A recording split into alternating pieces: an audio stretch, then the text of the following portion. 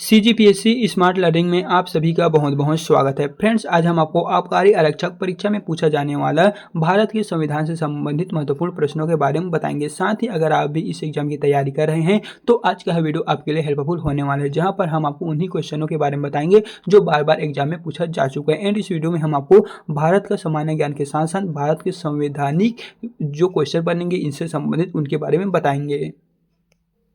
तो फ्रेंड्स, यहाँ पर आपको फर्स्ट क्वेश्चन में देखने को मिलेगा, निम्न में से कौन सा राष्ट्रपति की विधायी शक्ति नहीं है, ये आपको बताना है। ऑप्शन ए है संसद का सदन आहूत करना, ऑप्शन बी है या फिर सेकंड है संसद का संदेश भेजना, ऑप्शन थर्ड है संसद में सदस्यों को नामांकित करना और फोर्थ है अध्यादेश जारी करना। तो आपको बताना है कि राष्ट्रपति की जो विधायी शक्ति नहीं है वो कौन सा है। यहाँ पर आपको 4 ऑप्शन दिया हुआ है, जिसका करेक्ट आंसर है option number C.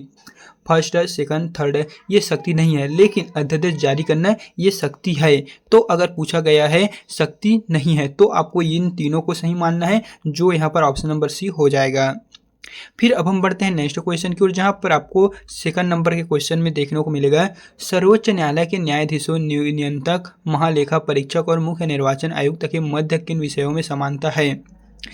Option A नियुक्ति, ऑप्शन बी पदच्युति प्रक्रिया, ऑप्शन सेकंड है या फिर थर्ड है वेतन, ऑप्शन फोर्थ है कार्यकाल। तो यहाँ पर 4 ऑप्शन दिया हुआ है, जिसका करेक्ट है ऑप्शन बी, फर्स्ट और सेकंड। यानी कि जो सर्वोच्च न्यायालय के न्यायाधीशों, नियुक्तक, महालेखा परीक्षक और मुख्य निर्वाचन आयुक्त के मध्य विषय में समानता होते हैं वो नियुक्ति और पदच्युति प्रक्रिया होती है। तो ऑप्शन बी इसका राइट है। फिर फ्रेंड्स, यहाँ पर आपको नेक्स्ट क्वेश्चन में देखने को मिलेगा, संविधान में प्रधानमंत्री के विषय में क्या लिखा गया है। वह मंत्रिपरिषद का मुखिया होगा, वह संसद का सदस्य होगा, वह लोकसभा के बहुमत दल का नेता होगा, इसकी नियुक्ति राष्ट्रपति के द्वारा की जाएगी, मंत्रिपरिषद के सदस्यों की नियुक्ति प्रधानमंत्री के परामर्श पर राष्ट्रपति द्वारा की जाएगी। तो आपको बताना है कि जो संविधान की में या फिर प्रधानमंत्री के विषय में क्या क्या वहाँ पर लिखा गया है संविधान में। तो हो जाएगा दोस्तों, इसका जो राइट आंसर है वो आपको ऑप्शन नंबर डी में देखने को मिलेगा। फर्स्ट और फोर्थ और फिफ्थ, ये जो संविधान में प्रधानमंत्री के विषय में लिखा गया है वो है वह मंत्रिपरिषद का मुखिया होगा, सही है। इसकी नियुक्ति राष्ट्रपति द्वारा की जाएगी, हाँ ये भी है। मंत्रिपरिषद के सदस्यों की नियुक्ति प्रधानमंत्री के परामर्श पर राष्ट्रपति द्वारा की जाएगी। तो दोस्तों हाँ, ये जो ऑप्शन नंबर डी आपको दिख रहा है यही इसका राइट है। फिर यहाँ पर आपको नेक्स्ट क्वेश्चन में देखने को मिलेगा, फोर्थ नंबर में, संविधान के किस अनुच्छेद में मंत्रिमंडल शब्द का उल्लेख है। ऑप्शन ए है अनुच्छेद 74, ऑप्शन बी है अनुच्छेद 75, ऑप्शन सी है अनुच्छेद 352, ऑप्शन डी है अनुच्छेद 356। तो इसका राइट है ऑप्शन नंबर सी, अनुच्छेद 352। संविधान के अनुच्छेद जो है 352 में मंत्रिमंडल शब्द का उल्लेख वहाँ पर किया गया है। फिर आपको फिफ्थ नंबर के क्वेश्चन में ऑप्शन देखने को मिलने वाले, जहाँ पर है सुमेलित कीजिए। जैसा कि फ्रेंड्स आपको 2 ऑप्शन दिए गए हैं, सूची 1 और सूची बी, जहां पर फर्स्ट की ओर देखने को मिलेगा डॉक्टर राजेंद्र प्रसाद, एपीजे अब्दुल कलाम, ज्ञानी जैल सिंह, बीडी जत्ती, और यहाँ पर सूची सेकंड में है या फिर बी में है जेबी निषेध अधिकार मंत्री परिषद को यहाँ पर पुनर्विचार के लिए कहना, निषेध अधिकार की धमकी। तो आपको मिलाना है कि सही जोड़ी कौन सा यहाँ से फाइंड आउट हो रहा है। तो इसका जो राइट आंसर हो जाएगा ऑप्शन बी यहाँ पर सही हो जाएगा। जैसा कि दोस्तों हम आपको बता दें, ऑप्शन बी में यहाँ पर लिखा गया है, जो यहाँ पर है ए हो जाएगा चौथे नंबर पे, और बी हो जाएगा सेकंड नंबर पे, यही हो जाएगा, और सी हो जाएगा फर्स्ट नंबर पे, और डी हो जाएगा थर्ड नंबर पे। इस तरह जो राइट आंसर है वो आपको चौथे नंबर का जो यहाँ पर बी में है वही देखने को मिलेगा। फिर दोस्तों नेक्स्ट क्वेश्चन की बात करें छठवें नंबर पे, तो यहाँ पर है संविधान की प्रस्तावना में उल्लेखित निम्नांकित क्रम का आपको चयन करना होगा, सही क्रम में व्यवस्थित करना होगा। जो संविधान की प्रस्तावना में उल्लेखित है उसी के आधार पर ऑप्शन ए स्वतंत्रता, ऑप्शन बी समानता, ऑप्शन सी न्याय, ऑप्शन डी बंधुता। तो इसका राइट आंसर है ऑप्शन नंबर सी। सबसे पहले हो जाएगा न्याय, फिर उसके पश्चात है स्वतंत्रता, फिर है समानता, फिर हो जाएगा बंधुता। यही इसका जो राइट क्रम है संविधान की प्रस्तावना में उल्लेखित के अनुसार।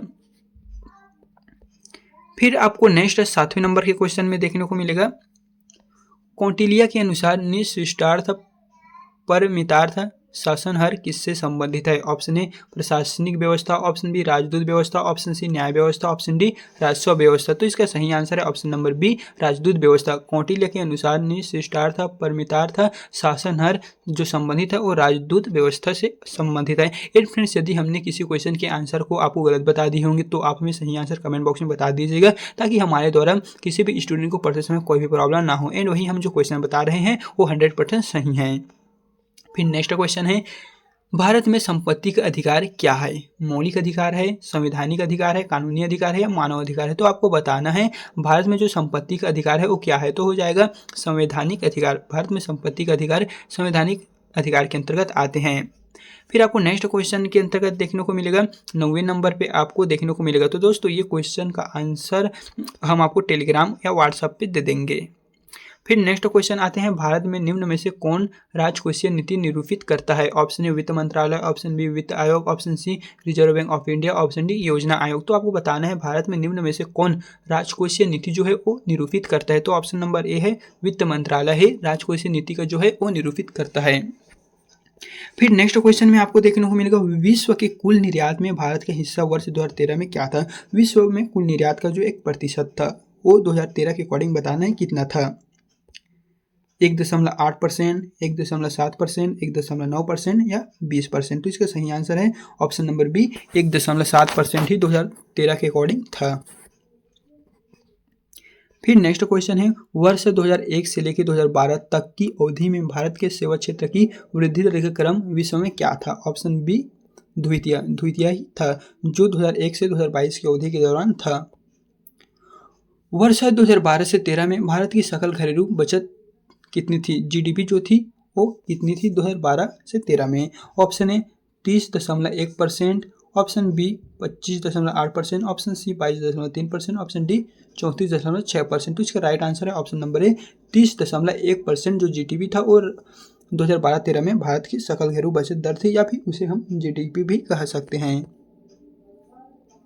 फिर नेक्स्ट क्वेश्चन पे आपको देखने को मिलेगा, निम्न में से कौन सा निर्धनता विरोधी कार्यक्रम नहीं है? इन फ्रेंड्स, आपको किस टॉपिक पर वीडियो चाहिए जल्दी से आप हमें कमेंट बॉक्स में बताइए। हम उस टॉपिक पर आपको 1 से 2 आवर के अंदर वीडियो प्रोवाइड कर देंगे, तो जल्दी से आप हमें कमेंट बॉक्स में बताइएगा। RLEGP, IRDP, NREP, MRTP। तो इसका जो राइट आंसर हो जाएगा ऑप्शन नंबर डी MRTP। निम्न में से कौन सा निर्धनता विरोधी कार्यक्रम नहीं है? तो यह है MRTP, यही निर्धनता विरोधी कार्यक्रम नहीं है। भारत में सकल घरेलू उत्पाद वर्ष 2012-13 के 4.5% की तुलना में वर्ष 2013 से 14 में 4.7% तक बढ़ रही है या फिर बढ़ी थी। तो इसका कारण क्या है?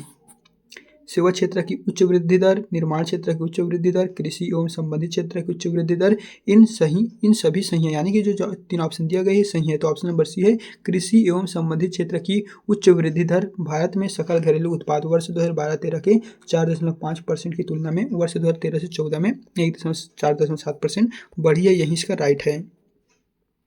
फिर नेक्स्ट क्वेश्चन है, भारत में प्रथम न्यूक्लियर ऊर्जा स्टेशन की स्थापना कहाँ हुई? कलक्कम, कोटा, तारापुर, नरोरा। तो इसका राइट आंसर है option number C Tarapur. Bharat में प्रथम न्यूक्लियर ऊर्जा स्टेशन की स्थापना तारापुर में की गई थी।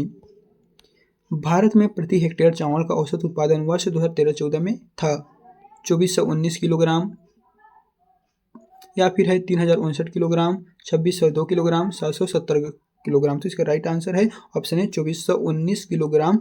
भारत में वर्ष 2013 से 14 में प्रति हेक्टेयर जो चावल का उत्पादन था वो यही था। तो फ्रेंड्स, इस तरह हमने आपको टॉप इंपॉर्टेंट क्वेश्चन बता दिए हैं। एंड आगे का वीडियो के लिए आप हमें जल्दी से कमेंट बॉक्स में बताइए कि आपको आगे का वीडियो चाहिए कि नहीं, हम आपको जल्दी से अपडेट कर देंगे।